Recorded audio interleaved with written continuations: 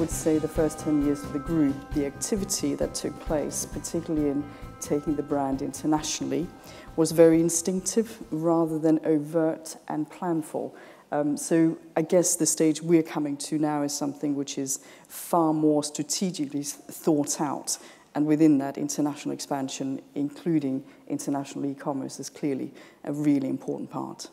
So there's some territory, your decisions now strategically are, how do we change that model and evolve it to be, if on the one hand you've got just trading in the UK and you've got just all different partnerships, to the other meaning you own every single territory you could possibly own. Yep. Is that where you're now choosing these different territories to go into? Yeah. Which ones are on your radar? Can you? So we've stated publicly that we're focusing in terms of recovering territories and taking back and owning territories. Europe is our main focus right now. And in order of priorities, Germany is the largest market by far, and that's very much where the investment is happening right now. After that, France is a big pitch for us, and again, our e-commerce operation within France is growing very, very fast. So they're our primary focus, I guess, for now. Notwithstanding that, the Southern Hemisphere, we're clearly very keen to trade within that, to get the experience. As was alluded to before, you have to treat it differently, you have to merchandise it differently. We're a brand, so the way we design product has to also take account of that. So that's equally important within Europe, and of course the Scandinavian countries will come after that as well.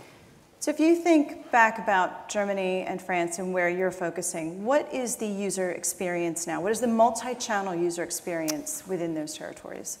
So if we start with Germany, which is for us the largest opportunity, the German consumer today has very limited exposure to the Superdry store.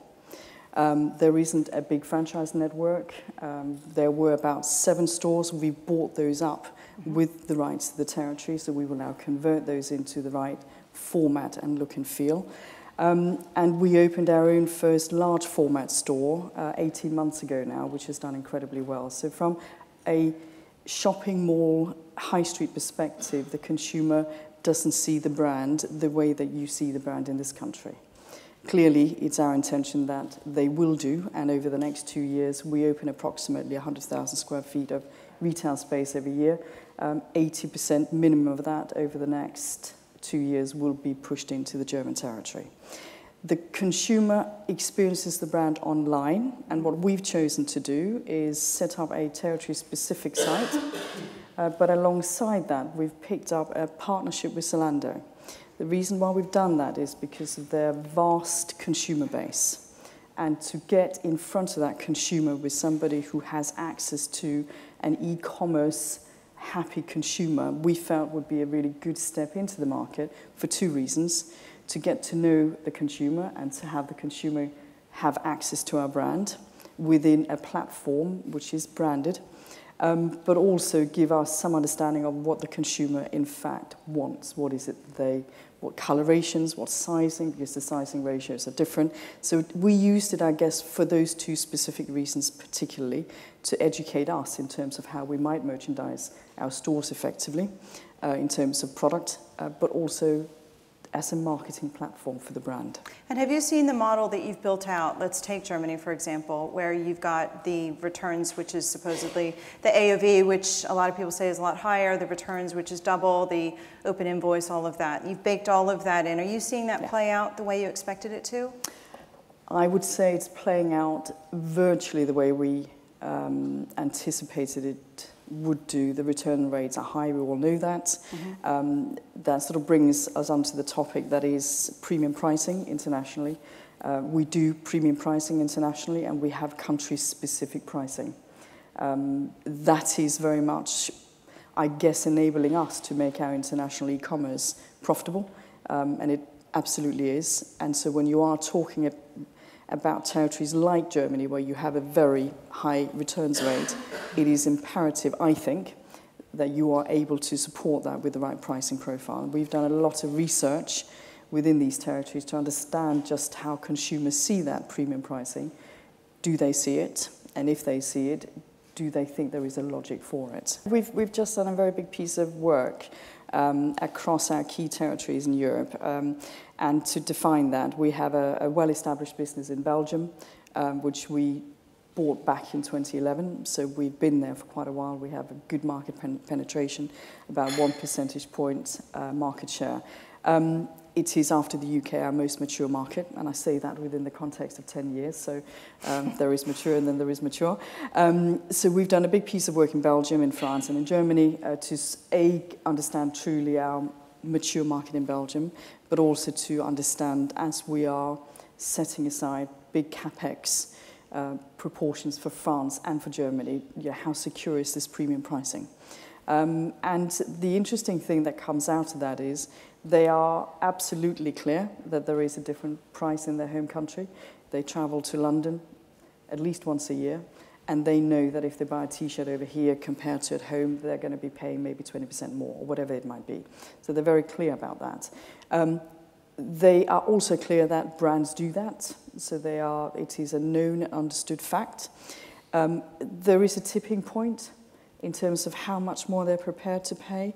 They're certainly not prepared to pay double. They're comfortable around 20%. So, it sits closer to the 20, most definitely.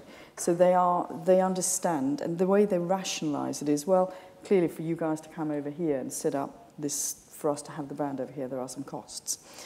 Now, I will clarify, we're dealing with the youth sector here. So the people we're concerned with are between 15 and 25 years old. They have there's a clear provenance against it, though. If they don't perceive you to be a brand, they will not pay the premium. So there is a very fine line again in terms of when is it justifiable and when is it not.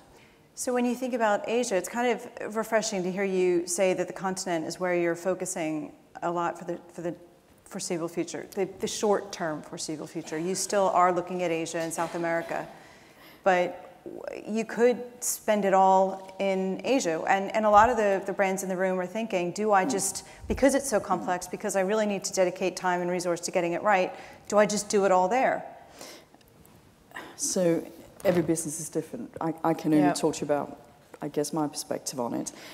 We've worked on Southeast Asia for the last 2 years, and we've cut it into territories like China that are so big that if you don't ultimately own or certainly part own the entity, you're going to miss out on a very significant revenue generating business over time. And I think that's the important thing with China. It is not a walk in and slam dunk. It is absolutely not. Lots of people have different views on China. Again, I'll share with you what my view is. I think finding a very strong Chinese partner who, again, is very well funded, who has a strong understanding of brands, both in China and internationally, is absolutely critical. If they can't demonstrate broad reach into the Chinese tier 1 and tier 2 cities, and if they can't demonstrate an understanding of what a strong franchise operation might look like, I think it's going to be hard to take on that territory successfully. How do you manage headcount against all of these different territories and all of the activities you can do in those territories? So from an e-commerce point of view... Yep, so what's local and then what's pushed out? And it sounds like not much is in the territory. It's not. So if we just stick with e-commerce, we have a tight team at our head office. They manage all of our territory-specific platforms in that team. We have a third-party provider who does all of the translation work, and that's how we manage it.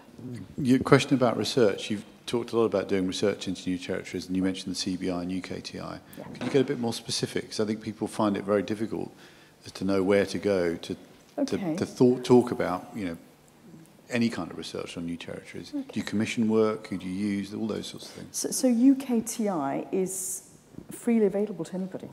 Go online, get onto their site, look for your local representative.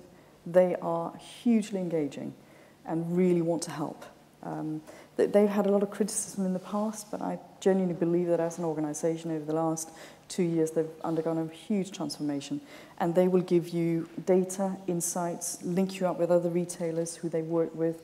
They create great networking events around these topics specifically. The CBI, I would say, is probably more useful at board levels. I use them a lot. They will facilitate, if you're particularly talking about China, for instance, they will facilitate connecting you with local authorities and agencies, which is a really big part of taking your business in there.